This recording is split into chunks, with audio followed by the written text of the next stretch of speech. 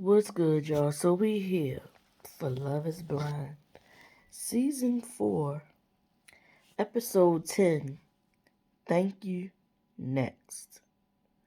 This episode picks up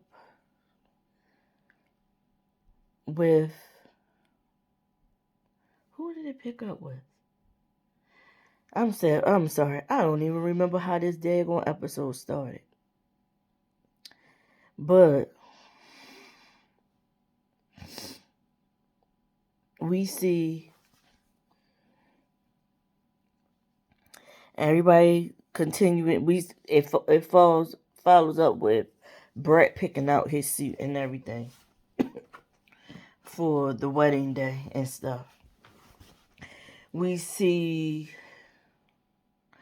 Kwame and Chelsea go for engagement photo shoot. It was some photo shoot she always wanted to do. It was on her bucket list since she was a little girl. And Kwame is honoring her wishes and doing this photo shoot. It was nice.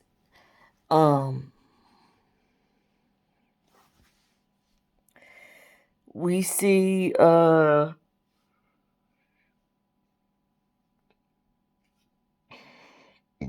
excuse me. This episode mainly focused on us seeing Kwame and Chelsea do this photo shoot. We see Micah and Paul just a little bit. Still talking about what they're going to do, how they're going to merge their lives together. This episode, we see Tiff. Tiffany is overwhelmed, y'all. It's so much going on. And it's all hitting her now. And she is so overwhelmed. We see Brett come in to find her sleeping on the couch. And he taps her, wakes her up. He takes the place of where her head was laying and sits there. And she starts crying and she's telling him that she's overwhelmed. Like her mom in town and, making sure everything is right, making sure she got everything for everybody. And she's so overwhelmed with the wedding that it's affecting her performance at work because she's trying to get back. She at work trying to get back in the swing of things, and she's kind of like, I guess she's making some mistakes and stuff like that because she's not really focused enough. So she crying to Brett. Brett just holds her and validates her feelings. Tell her it's all right, it's okay for her to feel how she feels and take this moment and feel her feelings. Next thing you know, we see him set up some things to make her feel better and to assure her that it's all right. He said he not scared, he not nervous, because I'm guessing he already knows what he's going to say. He's in it, like he really want to marry her. I think she really wants to marry him too, but coming up on the last days before you get married, even someone who's been with a person for a longer period of time and has planned the wedding over the course of a year or years or months, not just 20 days like they're doing in the show. Even those people who have long-term engagements, you still getting up to that day, you still sometimes go through a moment where you feel overwhelmed. So I get why she feels how she feels. But he comes up with an idea to cheer her up and let her know that whatever decision she makes, he still got her back, no matter what.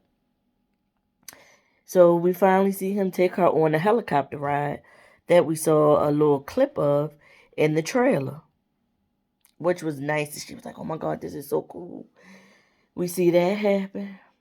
We see him take her to a place, blindfold her, take her to another place, and when she takes the blindfold off, she's actually in some kind of restaurant or something. It looks like he bought it out or something to that effect. And it's pictures that he snapped of her, and he had them printed and put them in some real pretty frames. And it was her showing off her engagement ring. And that was a really cool moment between them. Then we see Bliss introduce Zach to her dad, her stepmom, and her two younger siblings. The siblings' names were Zia, or was it Zia? It was I believe it was spelled Z-I-A, and I think it might have been Zia. Something like that. I know the brother's name was Zai, and it was spelled Z-H-Y-E. And the stepmom's name was spelled Y-A-E-N-I-D,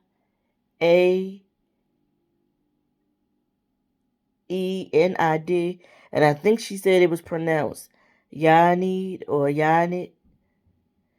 And the father's name was Shah, S-H-A-H. I could already tell the daddy was an asshole coming in the door. They try to sit down. She tried to get a drink. He talks. The father asks him where he from and what made him move to Seattle. Asks Zach these things. So Zach is explaining. He lets him get that out. But once he let him get that out, he asks him, do he fish?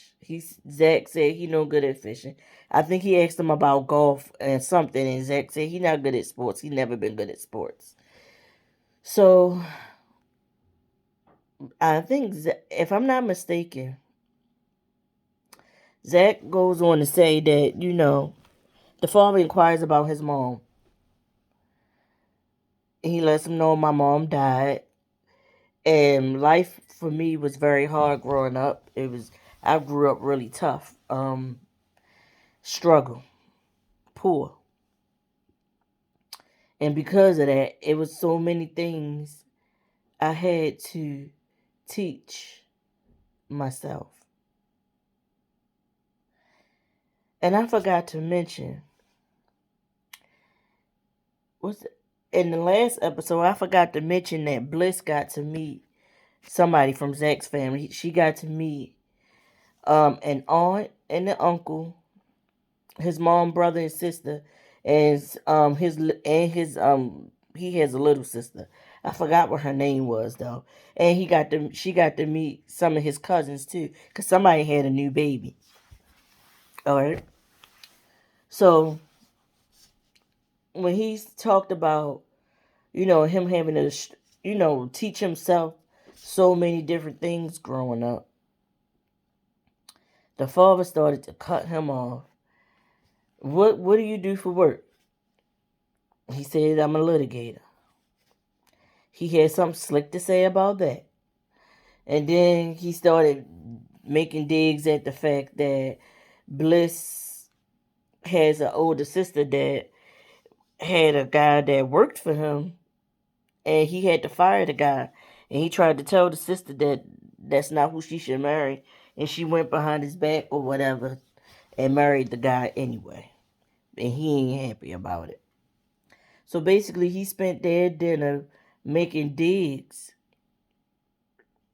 at Zach the whole time. And being very condescending towards Bliss and not respecting her choice. It was like showing that he didn't trust her instincts and her choices for her own life. That's what it felt like to me.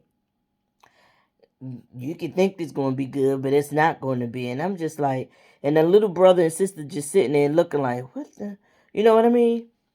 At some point, we see Zach excuse himself, says he has to go use the restroom.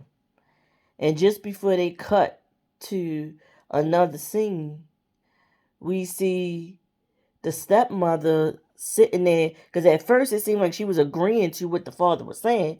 Then all of a sudden we see her face and her eyes real red, and she crying. She got tissue and she's wiping her eyes, and I'm just like, oh man, this sucks.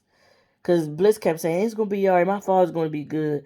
And she said that my father's very picky. He hasn't liked anybody that I brought home or introduced him to. He don't like anybody. So, with that being said, I feel like, Zach, you shouldn't take it to heart what this father is saying. Because Zoe, Bliss is making a choice for herself. And I'm guessing she's showing that she not going to let her father's feelings sway her when it comes to this. Because she was basically like, you could see that she was, she was trying to stand her ground in reference to her father. We see Chelsea and Kwame have a conversation. And he was saying that at this moment he wanted to say yes to Chelsea. He's still thinking about what her mom said about them being close knit. And so Chelsea asked him, like, be honest, do you think that you can actually get married to me if your mom doesn't show up, if you don't have any family show up for you, or if your mom says she's not gonna give you her blessing? And he decides to try to call his mom, and the mom doesn't answer, but he's able to get in touch with his brother, and his brother was like, you got to make the decisions you need to make for your life. You can't live your life based on what mom thinks is going to say.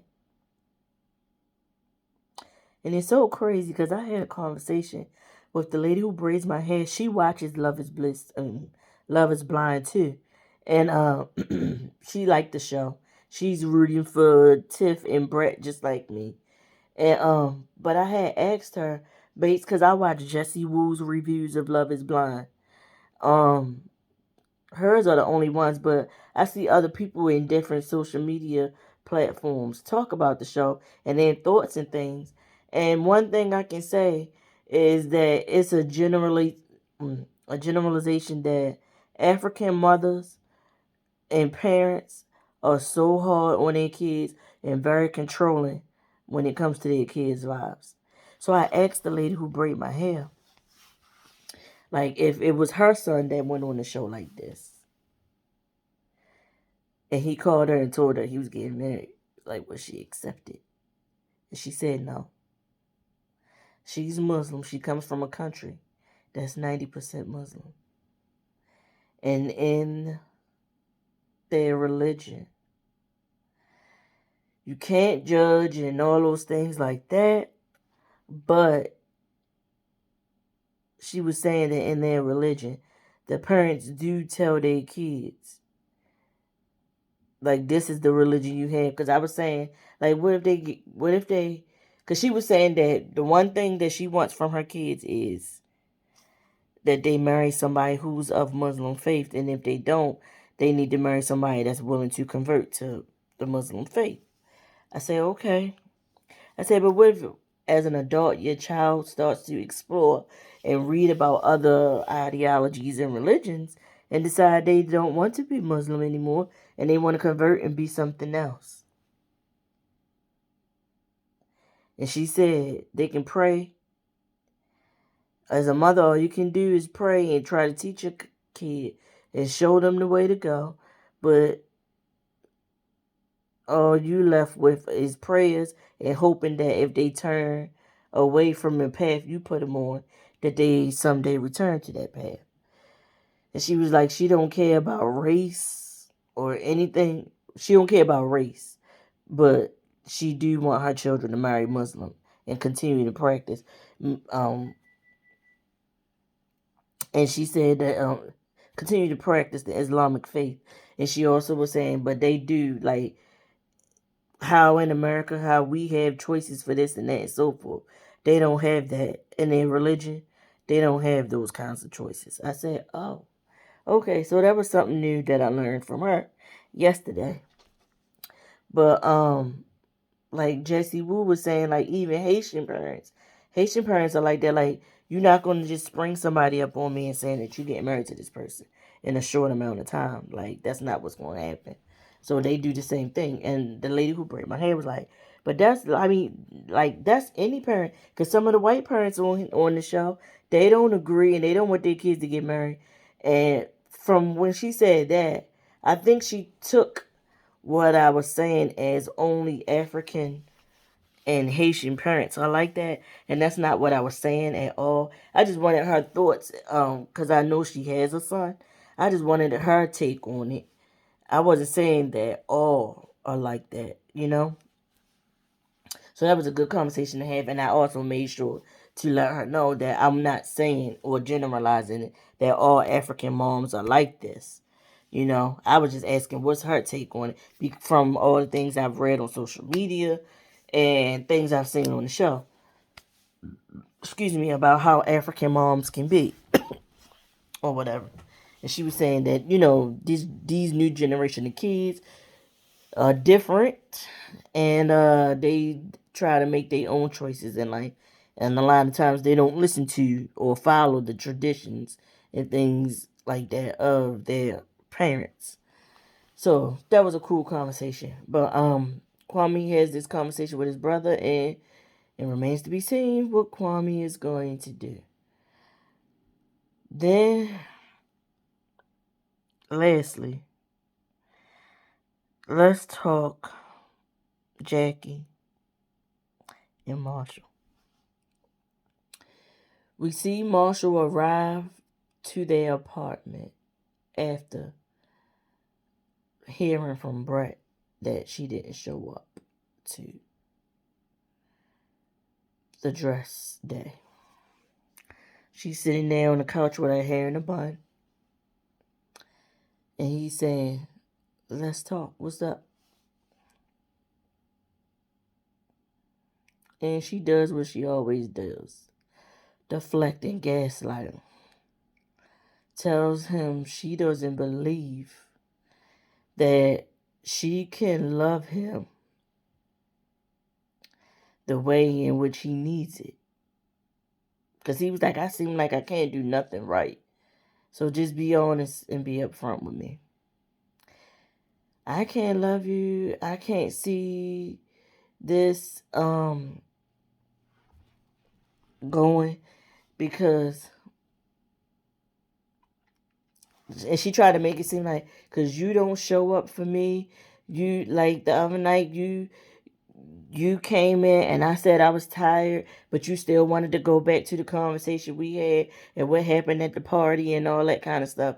You still wanted to talk about it, and I wanted to go to bed. I knew I had a long day the next day, but you was forcing me, you putting me in a space where I'm forced to talk about my feelings and address my issues and my feelings in the moment that I don't want to.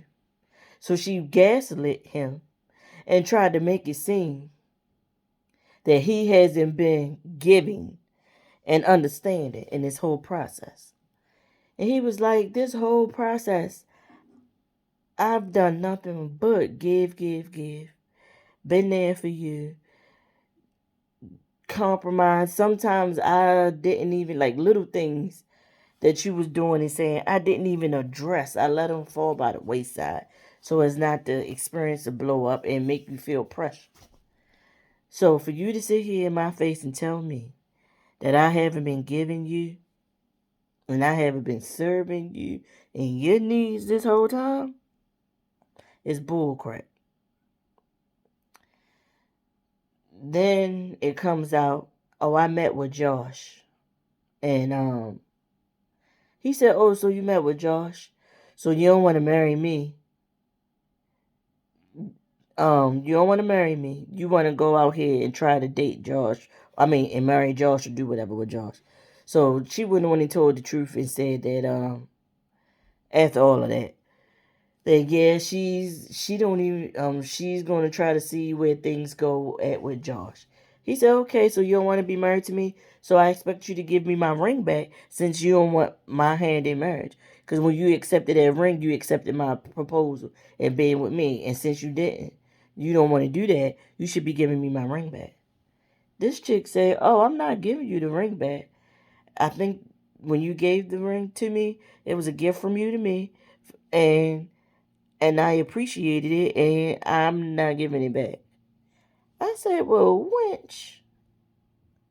And he goes on to say, he acquiesces and was like, you know what, go ahead. Keep the ring. And I hope every time you look down at that ring, you think about what you missed out on.